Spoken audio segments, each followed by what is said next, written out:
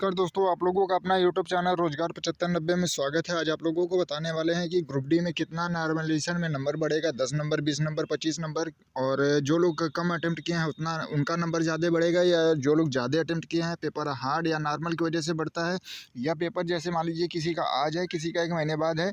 तो इसमें से इस तरीके से काफ़ी अलग अलग मतलब चर्चाएँ चलती हैं ग्रुप में, और सभी जगह काफ़ी कन्फ्यूजन बनी थी अप्रेंटिसों के मन में कि सर कितना कट ऑफ बढ़ेगा। हमारा तो 27 नवंबर को एग्ज़ाम था, हम केवल 42 क्वेश्चन अटेम्प्ट करके आए हैं सर। कोई कह रहा है कि हम 75 अटेम्प्ट करके आए हैं, हमारा पेपर दिसंबर में था।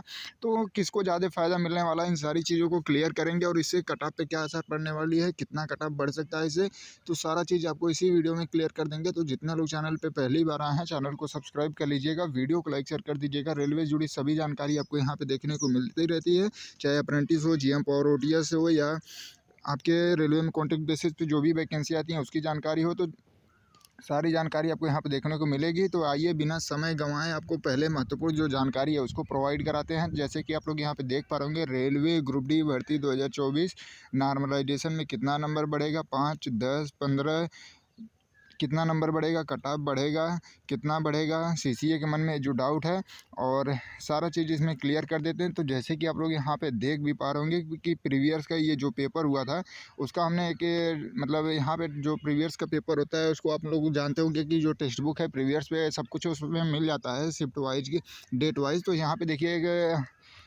मतलब आरआरबी ग्रुप डी के पिछले वर्ष का पेपर आयोजित 17 अगस्त 2022 में जो हुआ था थर्ड शिफ्ट में, तो उसको हम एक मतलब मानक मान के आपको दिखा के समझाना चाहते हैं कि किस हिसाब से आपका नॉर्मलाइजेशन होता है। तो एक कैंडिडेट ने हमारे यहाँ भेजा था इस तरीके से। तो देखिए यहाँ पे देखिए कितने कैंडिडेट ने अटेम्प्ट किया है। तो आप लोग यहाँ पे देख पा रहे होंगे कि 1,97,110 लोगों ने अटेम्प्ट किया था। ठीक है, इस पेपर को मतलब इस शिफ्ट में पेपर दिया, और मतलब यहाँ पे सोचिए टेस्ट को देने के बाद इतने कैंडिडेट ने दिया है, और इसका जो एवरेज परसेंट मतलब एवरेज स्कोर होता है, जैसे मान लीजिए आपकी शिफ्ट में कितने लोगों ने एग्ज़ाम दिया है, सभी लोगों का एवरेज कितना मार्क्स बन रहा है।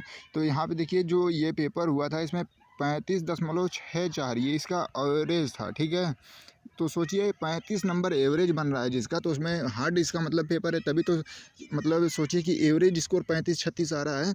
तो इसी हिसाब से नॉर्मलाइजेशन में फ़ायदा मिलता है कि चलिए ये पेपर हार्ड था। ठीक है, तो इस हिसाब से मान लीजिए 10 नंबर भी मिल सकता है, 15 नंबर, 12 नंबर, जो भी मिलेगा इतना ही मिलेगा। अब ऐसा थोड़ी है कि 40-40 नंबर, 20-20 नंबर आपको नॉर्मलाइजेशन में दिया जाएगा, तो ऐसा नहीं है। आपके इस हार्ड पेपर पर भी डिपेंड करता है। और जैसे मान लीजिए किसी का 27 नवंबर को एग्ज़ाम हो गया, जैसे ये 2024 की जो एग्ज़ाम हो रही है ग्रुप डी के, अब किसी का फरवरी में होगा, अब किसी का ये नवंबर में हुआ है, और किसी का ये फरवरी में हुआ है। ठीक है, तो सोचिए कि जो इसको 2 महीने एक्स्ट्रा समय मिल रहे हैं, तो इनके लिए तो यहाँ पे कम से कम मान लीजिए 1 आध नंबर तो इनको एक्स्ट्रा नॉर्मलाइजेशन में फ़ायदा मिलेगा, जो 27 नवंबर को एग्ज़ाम दिए थे, क्योंकि उनको ये भी नहीं पता था कि किस लेवल का एग्ज़ाम आएगा, मतलब पेपर आएगा। और जो फरवरी में पेपर दे रहे हैं वो अब तक कितने शिफ्ट का एनालाइज कर चुके हैं। तो उसी तरीके से यहाँ पे भी आप लोग देख पा रहे होंगे, ये सारा आपको दिखाने की कोशिश करें। यहाँ पे देखिए सारा यहाँ पे 34.7 तो इस तरीके से एवरेज ये बना है। अब मान लीजिए 34 वाले को तो आपने देख लिया, अब बताइए जो जिसके शिफ्ट में ये 43 से एवरेज बन रहा हो, कहने का मतलब है कि जिसमें 43 नंबर लाने वाले आधे से ज़्यादा अगर कैंडिडेट हों, तो उसमें ज़्यादा नॉर्मलाइजेशन होने के चांसेस इसलिए नहीं होते हैं कि मान लीजिए आपका तो एवरेज ही 43 है, मतलब आपका पेपर नॉर्मल था, तभी तो आधे से ज़्यादा लोगों ने 43 नंबर लाने यहाँ पे ला सके। और यहीं पे जब देखेंगे पेपर हार्ड था, इसी वजह से यहाँ पे 34 नंबर आया। तो यही देखिए कि 9 नंबर 10 नंबर जो हार्ड और नॉर्मल में यही डिफरेंट देखने को मिल रहा है। इसी वजह से आपको 10 नंबर 5 नंबर का जो नॉर्मलाइजेशन होता है ये बहुत इफेक्ट डालता है। यहाँ पे देखिए 45 नंबर एवरेज है जिनका। ठीक है, तो 45 और 34 में सोच लीजिए कितना अंतर। यहाँ पे 43 देखिए, यहाँ पे 41 है, यहाँ पे देखिए 47 नंबर। अभी आपको हमने दिखाया 37 नंबर एवरेज था, 36 नंबर था, अब यहाँ पे 47 है। 10 नंबर का जो ये हार्ड होता, ये एवरेज स्कोर है 10-10 नंबर का आपको अंतर देखने को मिल रहा है। कि मान लीजिए अगर 100 कैंडिडेट पेपर दे रहे हैं, 50 इस वाले शिफ्ट में ला रहे हैं 37 नंबर, और अगर इसी को 100 लोग दे रहे हैं तो यहाँ पे ला रहे हैं 47 नंबर, इसका मतलब ये पेपर हार्ड है, इसका एवरेज 47 है।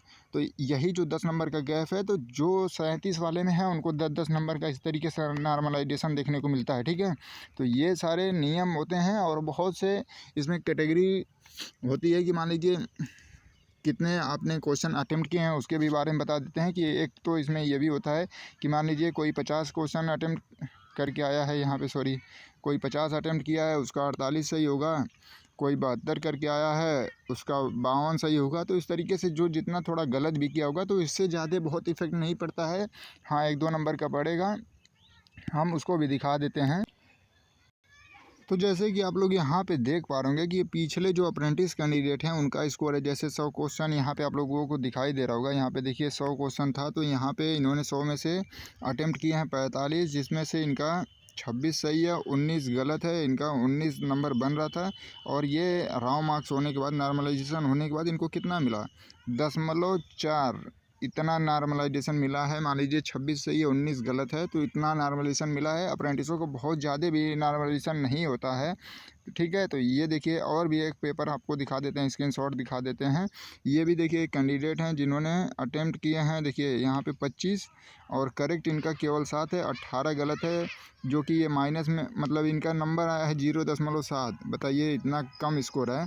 और इनका जो NAC का मतलब ऐड करने के बाद मतलब जो कैंडिडेट बना, ये सॉरी ये NAC में नहीं है, PWBD में थे, तो इनका सिलेक्शन नहीं हो पाया। यहाँ पे देखिए यहाँ पे लिखा है PET मतलब नॉट सेलेक्ट हैं ये, ठीक है।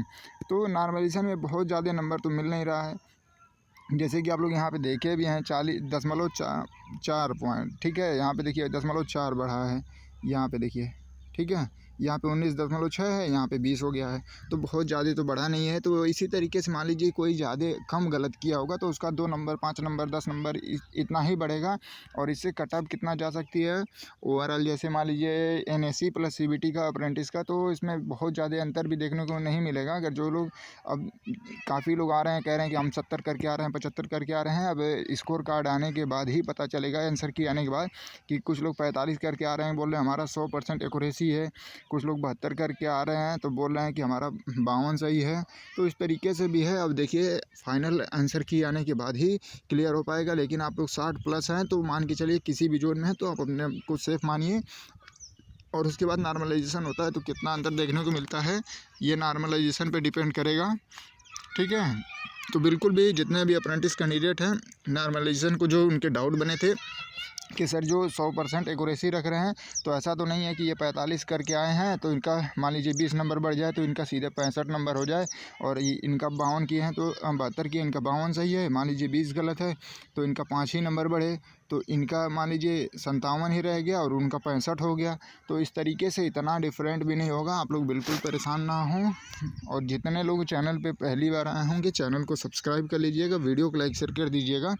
और आपको हमने बताया कल की कौन कौन सी बुक लेनी चाहिए।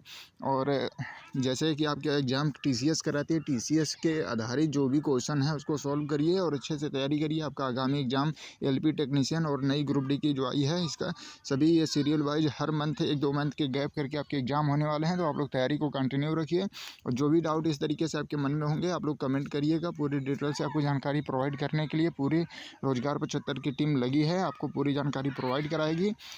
और आप लोगों की जिम्मेदारी है कि इतनी आपके साथ मेहनत की जाती है, तो आप लोग भी वीडियो को ज़्यादा से ज़्यादा शेयर करके और भी ग्रुप में ये इस तरीके से जानकारी पहुंचाएं जिनको ये मतलब डाउट होगा कि इतना नंबर बढ़ेगा। तो ऐसा कुछ नहीं है, आपकी शिफ्ट हार्ड है या नॉर्मल है, कितने नंबर का जो एवरेज है, कितने नंबर का डिफरेंट देखने को मिल रहा है, उस हिसाब से नॉर्मलाइजेशन होता है।